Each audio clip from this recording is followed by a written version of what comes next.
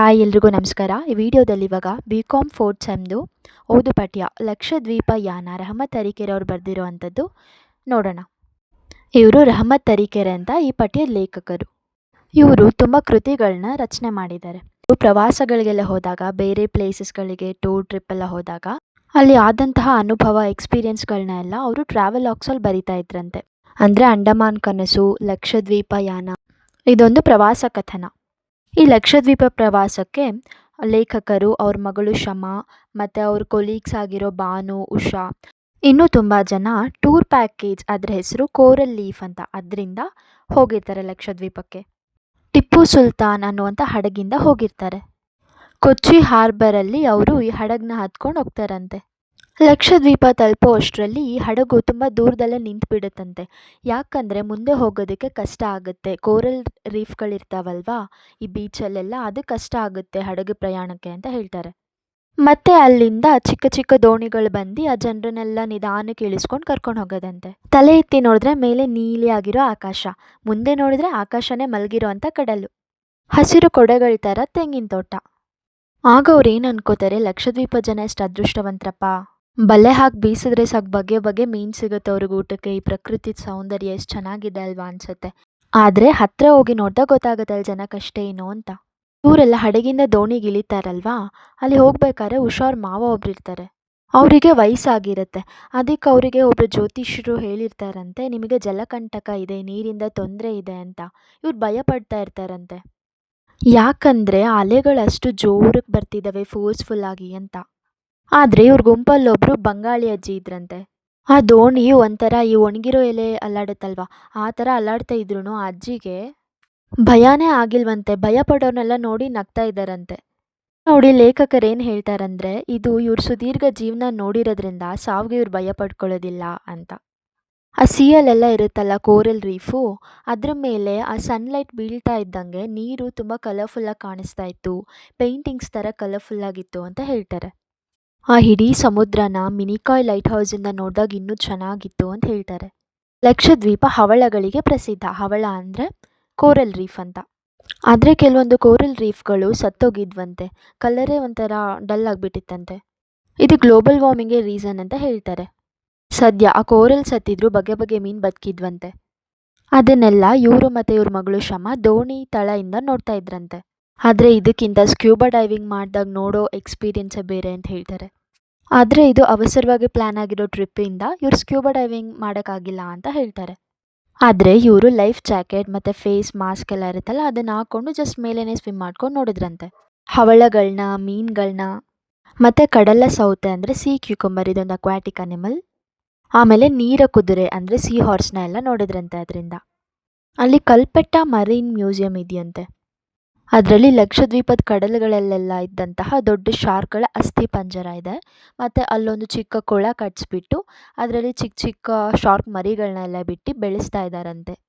ಆದರೆ ಇವತ್ತಲ್ಲ ನಾಳೆ ಆ ಶಾರ್ಕ್ ಮರಿಗಳನ್ನ ಇಲ್ಲೇ ಇಟ್ಕೊಳ್ಳೋಕ್ಕಾಗತ್ತಾ, ಕಡಲಿಗೆ ಬಿಡಲೇಬೇಕು. ಯಾಕಂದರೆ ಟೆಂಪರ್ವರಿ ಅಷ್ಟೇ, ಕಡಲುಗಳೇ ಅದಕ್ಕೆ ಪರ್ಮನೆಂಟ್ ಪ್ಲೇಸ್. ಆದರೆ ಅಲ್ಲಿರೋ ಜನ ಅವ್ರಿಗೆ ಪರ್ಮನೆಂಟ್ ಆಗಿರೋ ನೆಲೆನೇ ಇಲ್ಲ. ಅವರೆಲ್ಲ ಹೊಟ್ಟೆಪಾಡಿಗೋಸ್ಕರ ಬೇರೆ ದೇಶಗಳಲ್ಲಿ ಬಂದು ಕೆಲಸ ಮಾಡಿಕೊಂಡು ಅಲ್ಲೇ ಇರಬೇಕಾಗತ್ತೆ, ಅವ್ರ ಸ್ವಂತ ಊರುಗಳಲ್ಲಿ ಇರೋದಕ್ಕೆ ಆಗಲ್ಲ ಅಂತ ಲೇಖಕರು ಆ ಜನಗಳ ಕಷ್ಟ ಬಗ್ಗೆ ಹೇಳ್ತಾರೆ. ಈ ಲಕ್ಷದ್ವೀಪಕ್ಕೆ ಬಂದಾಗ ಮೊದಲು ಕಾಣಿಸೋದು ತೆಂಗಿನಕಾಯಿಗಳ ಅಧಃಪತನ. ಅಂದರೆ ಇಲ್ಲಿ ತುಂಬ ತೆಂಗಿನ ಮರಗಳೇ ಬೆಳೆಯೋದು ಅಂತ. ತೆಂಗು ತೋಟಗಳ ಮಧ್ಯೆ ರಾಕೆಟ್ ಥರ ನೆಟ್ಟಿರುವಂತಹ ಲೈಟ್ ಹೌಸ್ಗಳು. ಆ ದ್ವೀಪದೊಳಗೆ ಹೋಗಿ ನೋಡಿದಾಗ ಮನೆಗಳು, ರಸ್ತೆಗಳೆಲ್ಲ ಕಾಣಿಸೋಕ್ಕೆ ಶುರುವಾಗುತ್ತೆ. ನಂತರ ಅವ್ರಿಗೆ ಕಣ್ಸೆಳೆಯೋ ದೃಶ್ಯ ಅಂದರೆ ತೆಂಗಿನ ಮರಗಳು ಕಟ್ಟಾಕಿರೋ ಆಡುಗಳು, ಮೇಕೆಗಳದ್ದು. ಅಲ್ಲಿರೋ ಆಡುಗಳಿಗೆ ಬೇರೆ ಸೊಪ್ಪೇ ಇಲ್ಲ. ಅದು ನಮ್ಮ ದೇಶದಲ್ಲಿರೋ ಹಾಗೆ ಬೆಳೆಯೋದಿಲ್ಲ, ಸ್ವಲ್ಪ ಕುಳ್ಳಕ್ಕೆ ಇರುತ್ತೆ. ಹುಲ್ಲುಗಳಿರೋದೆಲ್ಲ ಕಮ್ಮಿ ಅಲ್ವಾ, ಅದರಿಂದ ಹಸು, ಎಮ್ಮೆಗಳೆಲ್ಲ ಕಾಣಿಸೋದೇ ಅಪರೂಪ. ಮಾಂಸಕ್ಕೆ, ಹಾಲಿಗೆ ಎರಡಕ್ಕೂ ಮೇಕೆನೇ ಗತಿ. ಇವರು ಹಡಗಿಂದ ಬರಬೇಕಾದ್ರೆ ಹಡಗಿನ ತುಂಬ ಮಾಪ್ಲಾ ಮುಸ್ಲಿಮ್ಸರು ಹತ್ಕೊತಾರಂತೆ. ಭಾರತದ ಮುಸ್ಲಿಮ್ಗಳಿಗೂ ಈ ಮಾಪ್ಲಾ ಮುಸ್ಲಿಮ್ಗಳಿಗೂ ತುಂಬ ವ್ಯತ್ಯಾಸ ಇದೆ ಅಂತ ಹೇಳ್ತಾರೆ. ಪ್ರಾಕ್ಟೀಸಸ್ ಎಲ್ಲ ಇವ್ರು ಇಸ್ಲಾಮು ಡೈರೆಕ್ಟಾಗಿ ಅರಬ್ಬಿಂದನೇ ಬಂದಿರೋದು ಅಂತ ಹೇಳ್ತಾರೆ. ಇವ್ರಿಗೆ ಇಸ್ಲಾಂ ಪರಿಚಯಿಸಿದಂತಹ ಸಂತ ಉಬೇದುಲ್ಲಾ ಅವ್ರ ದರ್ಗಾ ಆಂದ್ರೋತ್ ಅನ್ನುವಂತಹ ಒಂದು ದ್ವೀಪದಲ್ಲಿ ಇದೆ ಅಂತ ಹೇಳ್ತಾರೆ. ಈಗಲೂ ಆ ಮುಸ್ಲಿಮ್ಸ್ ಅವರು ಅರಬ್ ಕಲ್ಚರ್ನೇ ಫಾಲೋ ಮಾಡ್ತಾ ಇದ್ದಾರೆ. ಆ ಫೋಕ್ ಸಾಂಗ್ಸ್ ಆಗಿರ್ಬೋದು, ಡ್ಯಾನ್ಸ್ ಇರ್ಬೋದು, ಎಲ್ಲದರಲ್ಲೂ. ಲಕ್ಷದ್ವೀಪ ತುಂಬ ಈ ಮಾಪ್ಲ ಸಂಸ್ಕೃತಿನೇ ಹರಡಿರುವಾಗ ಇದಕ್ಕೆ ವಿರುದ್ಧವಾದ ಒಂದು ದ್ವೀಪ ಇದೆ. ಅದು ಯಾವುದಂದ್ರೆ ಮಿನಿಕಾಯ್ ಐಲ್ಯಾಂಡ್. ಇದು ಕೊಚ್ಚಿಯಿಂದ ತುಂಬ ದೂರನೇ ಇದೆ. ಅದಕ್ಕಾಗಿ ಇದು ಹತ್ತಿರ ಇರೋದು ಯಾವುದಂದ್ರೆ ಮಾಲ್ಡೀವ್ಸ್ ದೇಶ. ಆ ದೇಶದಲ್ಲಿರುವಂತಹ ಸಂಸ್ಕೃತಿನೇ ಇದು ಇವಾಗಲೂ ಫಾಲೋ ಮಾಡೋದು ಅಂತ ಹೇಳ್ತಾರೆ. ಮಿನಿಕಾಯಿಂದ ಮಾಲ್ಡೀವ್ಸ್ ಕಂಟ್ರಿಗೆ ಜಸ್ಟ್ 70-80 ಮೈಲ್ಸ್ ದೂರ ಇದೆ ಅಷ್ಟೇ ಅಂತ ಹೇಳ್ತಾರೆ. ಮಿನಿಕಾಯಲ್ಲಿರೋ ಜನರು ಭಾಷೆ ಮತ್ತು ಅವ್ರ ಸಂಸ್ಕೃತಿ ಎಲ್ಲ ಮಾಲ್ಡೀವ್ಸ್ ದೇಶದಿಂದ ಬಂದಿದೆ. ಆದರೆ ಅದು ಇಂಡಿಯನ್ ಅಡ್ಮಿನಿಸ್ಟ್ರೇಷನ್ನಲ್ಲಿದೆ. ಲಕ್ಷದ್ವೀಪನ ಏನಂತ ಕರಿತೀವಿ ನಾವು? ಭಾರತದ ಕೇಂದ್ರಾಡಳಿತ ಪ್ರದೇಶ ಅಂದರೆ ಯೂನಿಯನ್ ಟೆರಿಟರಿ ಆಫ್ ಇಂಡಿಯಾ ಅಂತ ನಾವು ಹೇಳ್ತೀವಿ. ಇದ್ರ ಬಗ್ಗೆ ಎಲ್ಲ ಹಡಗ್ನಲ್ಲಿ ಚರ್ಚೆ ನಡಿಬೇಕಾದ್ರೆ ಇವ್ರ ಗ್ರೂಪಲ್ಲಿ ಒಬ್ಬ ತರುಣ ಇದ್ನಂತೆ. ಅಂದರೆ ಒಬ್ಬ ಯಂಗ್ ಬಾಯ್. ಅವನು ಹನಿಮೂನ್ಗೋಸ್ಕರ ಇಲ್ಲಿ ಬಂದಿರ್ತಾನಂತೆ ಲಕ್ಷದ್ವೀಪಲ್ಲಿ. ಅವ್ರ ಅಪ್ಪ ಅಮ್ಮ ಬಂದು ಒಂಥರ ಇಂಟರ್ ಸ್ಟೇಟ್ ಅವರು, ಬೇರೆ ಬೇರೆ ರಾಜ್ಯದವರು. ಅವ್ರ ತಂದೆ ದಕ್ಷಿಣ ಕನ್ನಡಿಗ ಅಂತೆ ಮತ್ತು ಅವ್ರ ತಾಯಿ ಮಲಯಾಳಿ ಅಂತೆ. ಅವನು ಎಲ್ರೂ ಅಲ್ಲಿ ಅವ್ರ ಭಾಷೆಯಲ್ಲೇ ಮಾತಾಡಿಸ್ಕೊಂಡು ಚೆನ್ನಾಗಿದ್ನಂತೆ. ಅವ್ನು ಹೇಳ್ತಾನಂತೆ, ರೀ ಸ್ವಾಮಿ, ಇಂಡಿಯಾದಲ್ಲಿರೋದು ಈ ಮಿನಿಕಾಯ್ ಜನರವರ ಅದೃಷ್ಟ. ಇವ್ರಿಗೆ ಇಲ್ಲಿ ಇಷ್ಟಾದರೂ ಸೌಲಭ್ಯ ಎಲ್ಲ ಸಿಕ್ಕೈತೆ. ಆದರೆ ಮಾಲ್ಡೀವ್ಸಲ್ಲಿ ಇದ್ಬಿಟ್ಟಿದ್ರೆ ಇವ್ರ ಅಡ್ಮಿನಿಸ್ಟ್ರೇಷನು ನಾಯಿ ಪಾಡಾಗ್ಬಿಡ್ತೈತೆ, ಇವ್ರಿಗೆ ಯಾವುದೇ ಫೆಸಿಲಿಟಿ ಸಿಗ್ತಾ ಇರಲಿಲ್ಲ ಅಂತ. ಅಂದರೆ ಭಾರತ ಇವ್ರಿಗೆ ಡೀಸೆಲ್ ವಿದ್ಯುತ್ ಲೈಟ್ಸ್ನ ಎಲ್ಲ ಸ್ಥಾಪನೆ ಮಾಡಿಬಿಟ್ಟು ಅವ್ರಿಗೆ ಫೆಸಿಲಿಟೀಸ್ ಕೊಡಿಸಿದ್ಯಂತೆ. ಮತ್ತು ಒಳ್ಳೆ ಒಳ್ಳೆ ಶಾಲೆಗಳನ್ನ ಕಟ್ಸಿದಾರಂತೆ. ಮಿನಿಕಾಯದ ಭಾಷೆ ಬಂದು ಮಹಾಲಿ. ಅಲ್ಲಿ ಕಾಣ್ತಿದೆ, ನೀವು ನೋಡ್ಬೋದು. ಇಂಗ್ಲೀಷ್ ಲೆಟರ್ಸ್ಗಿಂತ ಕೆಳಗಿರೋದೆ ಮಹಾಲಿ ಭಾಷೆ. ಅದು ಬಳೆಚೂರು ಜೋಡಿಸ್ದಂಗಿದೆ. ಈ ಮಹಾಲಿ ಸಂಸ್ಕೃತಿಯಲ್ಲಿ ಹೇಗೆ ಅಂದರೆ ಕೇರಳ ಮುಸ್ಲಿಮ್ಸು ಮತ್ತು ಅರಬ್ ಮುಸ್ಲಿಮ್ಸು, ಅವರಿಂದ ಬಂದಿರುವಂತಹ ಇಸ್ಲಾಂ ಪ್ರಾಕ್ಟೀಸಸ್ ಮತ್ತು ಶ್ರೀಲಂಕಾಯಿಂದ ಬಂದಿರುವಂತಹ ಬೌದ್ಧ ಧರ್ಮ, ಇದೆಲ್ಲ ಇನ್ನೂ ಇದೆ ಅಲ್ಲಿ, ಮಿಕ್ಸ್ಚರ್ ಆಗಿದೆ ಕಲ್ಚರ್ ಅಂತ. ಇಸ್ಲಾಂ ಇಲ್ಲಿ ಸ್ವೀಕರಿಸಿದ ಮೇಲೆ ಕೂಡ ಬೌದ್ಧ ಧರ್ಮ ಇನ್ನೂ ಇದೆ ಅಲ್ಲಿ. ಬೌದ್ಧ ವಿಗ್ರಹಗಳೆಲ್ಲ ಇನ್ನೂ ಸಿಕ್ಕಿದೆ ಅಂತ ಹೇಳ್ತಾರೆ. ಕೊನೆಯ ದಿನ ಹಡಗು ಮಿನಿಕಾಯಿಂದ ಲಕ್ಷದ್ವೀಪದ ರಾಜಧಾನಿ ಆಗಿರುವ ಕವರಟ್ಟಿ ದ್ವೀಪಕ್ಕೆ ಹೋಗಕ್ಕೆ ರೆಡಿಯಾಗಿರುತ್ತೆ. ಆಗ ಅಲ್ಲಿ ಕವರಟ್ಟಿ, ಕದ್ಮತ್, ಅಂದ್ರೋತ್, ಅಗಟ್ಟಿ, ಕೊನೆಯಲ್ಲಿ ಕೊಚ್ಚಿಗೆ ಹೋಗೋ ಜನ ಹತ್ಕೊತಾರೆ. ಆ ಹಡಗು ಹೊರಟ ಕೂಡಲೇ ಏನಾಗುತ್ತೆ, ಆ ಪ್ರಯಾಣಿಕರಿಗೆ ಮತ್ತು ಆ ಹಡಗಿನ ಅಧಿಕಾರಿಗಳಿಗೆ ಜಗಳ ಶುರುವಾಗ್ಬಿಡುತ್ತಂತೆ. ಆ ಜಗಳದಲ್ಲಿ ಒಬ್ಬ ಯುವತಿಯ ವಾಯ್ಸು ಜೋರಕ್ಕೆ ಕೇಳಿಸ್ತಾ ಇರುತ್ತಂತೆ. ಅವಳು ಬುರ್ಕಾ ಹಾಕ್ಕೊಂಡಿರಲಿಲ್ಲ, ಆದರೆ ಒಂದು ಬ್ಲ್ಯಾಕ್ ಕಲರ್ ದುಪಟ್ಟನ ಹಾಕ್ಕೊಂಡಿದ್ಲು ತಲೆ ಮೇಲೆ ಅಂತ ಹೇಳ್ತಾರೆ. ಅವಳು ಇಂಗ್ಲೀಷ್ ಭಾಷೆಯಲ್ಲಿ ದಿಟ್ಟವಾಗಿ, ನೇರವಾಗಿ, ಒಂಥರ ಅನ್ಯಾಯನ ಪ್ರತಿಭಟಿಸೋ ರೀತಿಯಲ್ಲಿ ಮಾತಾಡೋದು ಆ ಲೇಖಕರಿಗೆ ಫುಲ್ ಖುಷಿಯಾಗ್ಬಿಡುತ್ತೆ ಅವಳ ಬಗ್ಗೆ. ಇಂಥ ಈ ಪ್ಲೇಸಲ್ಲೂ ಇಂಥ ಆಧುನಿಕ ಒಬ್ಬ ತರುಣಿ ಸಿಕ್ಕಿದ್ಲಲ್ಲ ಅಂತ ಖುಷಿಯಾಗಿ ಅವಳ ಹತ್ರ ಮಾತಾಡ್ಸೋಕ್ಕೆ ಹೋಗ್ತಾರೆ. ಕ್ಷಮಿಸಿ, ನೀವು ಹಡಗಿನವ್ರ ಜೊತೆ ಮಾತಾಡಿದ್ರಲ್ಲ, ಏನು ಕಾರಣ ಅಂತ ಕೇಳ್ಬೋದಾ ಅಂತ ಅಂತಾರೆ. ಆಗ ಅವಳು ಮೈಸೂರು ಯೂನಿವರ್ಸಿಟಿಯಲ್ಲಿ ಇಂಗ್ಲೀಷ್ ಲಿಟ್ರೇಚರಲ್ಲಿ BA ಮಾಡ್ತಾ ಇರ್ತಾಳಂತೆ. ಆ ಹಡಗಿನವ್ರನಿಂದ ಈ ಜನಗಳಿಗೆ ಎಷ್ಟು ಕಷ್ಟ ಆಗ್ತಾ ಇದೆ ಅಂತ ಅವಳಿಗೆ ತುಂಬ ಕೋಪ ಬಂದ್ಬಿಟ್ಟಿರುತ್ತಂತೆ ಅವ್ರ ಮೇಲೆ. ಅವಳ ಹೆಸರು ಸುನಿಧಾ ಅಂತ. ಅವಳು ಇವ್ರಿಗೆಲ್ಲ ಒಂದು ಗೈಡ್ ಥರ ಕಾಣಿಸ್ತಿರ್ತಾಳೆ.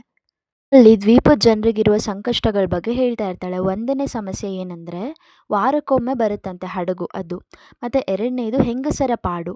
ಅಲ್ಲಿ ಹೆಂಗಸರು ಅನ್ನುವಂಥ ವಿಷಯ ಬಂದಾಗ ಇವರು ಲೇಖಕರು ಏನು ಮಾಡ್ತಾರೆ, ಅವ್ರ ಕೊಲೀಗ್ಸ್ ಇಬ್ರು ಇದ್ರಲ್ಲ, ಭಾನು, ಉಷಾ, ಅವ್ರನ್ನ ಕರ್ಕೊಬರ್ತೀನಿ ರೀ ಅಂತ ಹೋಗ್ತಾರೆ. ಆಗ ಅಲ್ಲಿ ಭಾನು ಬಂದಾಗ ಅವಳು ಕೇಳ್ತಾಳಂತೆ ಸುನಿಧಾನ, ಇಲ್ಲಿ ಹೆಂಗಸರ ಕಷ್ಟ ಏನು ಅಂತ. ಸುನಿಧಾ ತಟ್ ಅಂತ ಹೇಳ್ತಾಳಂತೆ, ಹೆರಿಗೆಯಲ್ಲಿ ಸಾಯೋದು ಅಂತ. ಕಾರಣ ಏನಂದರೆ, ಹೆಂಗಸರಿಗೆ ಪ್ರೆಗ್ನೆನ್ಸಿ ಟೈಮಲ್ಲಿ ಕರೆಕ್ಟಾಗಿ ಹಣ್ಣು, ತರಕಾರಿ, ಹಾಲು ಎಲ್ಲ ಸಿಗೋದಿಲ್ಲ. ಮತ್ತು ಆ ಟೈಮಲ್ಲಿ ಡೆಲಿವರಿ ಟೈಮ್ ಏನಾದರೂ ಹತ್ತಿರ ಬಂದುಬಿಟ್ಟಾಗ ಹೆರಿಗೆ ಡಾಕ್ಟರ್ ಎಲ್ಲ ದ್ವೀಪದಲ್ಲೂ ಇರೋದಿಲ್ಲ, ಕವರಟ್ಟಿಯಲ್ಲಿ ಮಾತ್ರ ಇರ್ತಾರೆ. ಆಗ ಟೈಮ್ ಮೀರೋದಾಗ ಏನಾಗುತ್ತೆ, ಆ ಗರ್ಭಿಣಿಯರು ಸತ್ತೋಗ್ತಾರೆ ಅಂತ ಹೇಳ್ತಾಳೆ ಅವಳು. ಮತ್ತು ಇಲ್ಲಿ ಗಂಡಸರೆಲ್ಲ ಬೇರೆ ದೇಶಕ್ಕೆ ಹೋಗಿರ್ತಾರೆ ಕೆಲಸ ಹುಡ್ಕೊಂಡು. ಮತ್ತೆ ಅವರು ವಾಪಸ್ ಬರೋದಂದರೆ ವಯಸ್ಸಾಗ್ಬಿಟ್ಟಿರುತ್ತೆ ಅವ್ರಿಗೆ ಅವಾಗ. ಆಗ ಚೆನ್ನಾಗಿ ಮನೆ ಕಟ್ಕೊಂಡು ಸೆಟ್ಲ್ ಆಗಿರ್ತಾರೆ. ಆಗ ಇವರು ಅವ್ರ ಗಂಡಂದಿರಿಗೋಸ್ಕರ ಕಾಯ್ತಾ ಇರಬೇಕಾದ್ರೆ ಈ ಥರ ಡೆಲಿವರಿ ಟೈಮೆಲ್ಲ ಬಂದರೆ ಕರ್ಕೊಂಡು ಹೋಗೋಕ್ಕೂ ಯಾರೂ ಇರೋದಿಲ್ಲ ಆಗ ಅವ್ರ ಜೊತೆಯಲ್ಲಿ. ಅದರಿಂದ ಇಲ್ಲಿ ಹೆಂಗಸರು, ಮಕ್ಕಳು ಮತ್ತು ಮುದುಕರು ಮಾತ್ರ ಕಾಣಿಸ್ತಾರೆ ಅಂತ ಹೇಳ್ತಾರೆ. ಮತ್ತು ಅವ್ರು ಹಾಡೋವಂಥ ಹಾಡುಗಳಲ್ಲೆಲ್ಲ ಹೆಣ್ಣು ಒಂಟಿಯಾಗಿರೋದ್ರ ಬಗ್ಗೆ ಎಲ್ಲ ಡಿಸ್ಕ್ರೈಬ್ ಮಾಡ್ತಾ ಇರ್ತಾರಂತೆ. ಈ ಮಿನಿಕಾಯ್ದು ಸಂಸ್ಕೃತಿ ತೋರಿಸೋದಕ್ಕೆ ಇವರು ಟೂರ್ ಪ್ಯಾಕೇಜಿಂದ ಹೋಗಿರ್ತಾರಲ್ಲ, ಅಲ್ಲಿ ಒಂದು ದೊಡ್ಡ ಮನೆ ಕರ್ಕೊಂಡು ಹೋಗ್ತಾರಂತೆ. ಅಲ್ಲಿ ಜನ ಪ್ರವಾಸಿಗರನ್ನು ತುಂಬ ಚೆನ್ನಾಗಿ ವೆಲ್ಕಮ್ ಮಾಡ್ತಾರಂತೆ. ಮನೆಯೊಳಗೆ ಹೋಗಿದ ತಕ್ಷಣ ಮೆತ್ತಗಿರೋ ದಿಂಬು, ತೂಗು ಮಂಚಗಳು ಇವೇ ಕಾಣಿಸ್ತವಂತೆ. ಮತ್ತು ಆ ದ್ವೀಪದೊಳಗೆ ತಿರುಗಾಡೋದಕ್ಕೂ ಸಾಧ್ಯ ಇಲ್ಲ, ದ್ವೀಪ ಬಿಟ್ಟು ಹೋಗೋದಕ್ಕೂ ಸಾಧ್ಯ ಇಲ್ಲ. ಅಂಥ ಪರಿಸ್ಥಿತಿಯಲ್ಲಿ ಹೆಂಗಸರು ಒಂದು ಮಾಧ್ಯಮನ ಇಟ್ಕೊಂಡಿದ್ದಾರೆ. ಏನಂದರೆ ಎಂಟರ್ಟೈನ್ಮೆಂಟ್ಗೋಸ್ಕರ ಟಿ ವಿ ಇಟ್ಕೊಂಡಿದ್ದಾರೆ. ಅದಕ್ಕೆ ಅಲ್ಲಿ ಎಲ್ಲರ ಮನೇಲೂ ಟಿ ವಿ ಓಡ್ತಾನೆ ಇರುತ್ತೆ ಅಂತ ಹೇಳ್ತಾರೆ. ದ್ವೀಪದ ಪಕ್ಕ ಇನ್ನೊಂದು ದ್ವೀಪ ಯಾವುದಿದೆ ಅಂತ ನೋಡ್ದಿರಾನೇ ಇಲ್ಲಿ ಹೆಂಗಸರು ಸತ್ತೋಗ್ತಾರಂತೆ. ಇದೆಲ್ಲ ಸುನಿತಾ ಹೇಳ್ತಾ ಇರ್ತಾಳೆ ಇವ್ರಿಗೆ. ಮತ್ತು ಇಲ್ಲಿ ಹೆಣ್ಮಕ್ಳನ್ನ ಆಚೆ ಕಳಿಸೋದಿಲ್ವಂತೆ ಬೇರೆ ದೇಶಕ್ಕೆಲ್ಲ ಓದೋದಕ್ಕೆ. ಆದರೆ ಸುನಿಧಾ ನೋಡಿದ್ರೆ ಇಷ್ಟು ಧೈರ್ಯವಾಗಿದ್ದಾಳಲ್ಲ ಅಂತ ಖುಷಿಯಾಗುತ್ತೆ. ಆ ಮೆನಿಕಾಯ್ದ ಸಮುದ್ರದ ಹತ್ರ ಒಂದು ತೆಂಗಿನ ಚಪ್ಪರದಲ್ಲಿ ತುಂಬ ಜನ ಹೆಂಗಸರು ವಯಸ್ಸಾದವರು ಕೂತ್ಕೊಂಡಿರ್ತಾರಂತೆ. ಇವ್ರು ಹೋಗಿದ ತಕ್ಷಣ ಮಾತಾಡ್ಸೋಣ ಅಂತ ಇವರೆಲ್ಲ ಹೋದಾಗ ಅವರೊಂಥರ ಮುದುಡ್ಕೊಬಿಟ್ರಂತೆ ಒಂದು ಕಡೆ. ಆಗ ಭಾನು ಹೋಗ್ಬಿಟ್ಟು ಅವ್ರ ಹತ್ರ ಒಂದು ಫೋಟೋ ತೆಗೆಸ್ಕೊಳ್ಳೋಣ ಅಂತ ರಿಕ್ವೆಸ್ಟ್ ಮಾಡ್ಕೋತಾಳಂತೆ. ಆಗ ಅವರು ಮಹಾಲಿ ಭಾಷೆಯಲ್ಲಿ ತೋಬಾ ತೋಬಾ ಅಂದರೆ ಬೇಡ ಬೇಡ ಅಂತ ಹೇಳ್ತಾರಂತೆ. ಇಲ್ಲೊಂದು ಖುಷಿಯಾಗಿದ್ದ ವಿಷಯ ಏನಂದರೆ ಮಿನಿಕಾಯಲ್ಲಿರುವಂತಹ ಮಸೀದಿಗಳಲ್ಲಿ ಹೆಂಗಸರಿಗೆ ಪ್ರವೇಶ ಇರೋದು. ಒಂದು ಸಲ ಇವ್ರಿಗೆ ಮಾಪ್ಳ ನೃತ್ಯ ನೋಡೋ ಅವಕಾಶ ಸಿಕ್ಕಿರುತ್ತಂತ, ಕಲ್ಚರಲ್ ಡ್ಯಾನ್ಸ್ನ.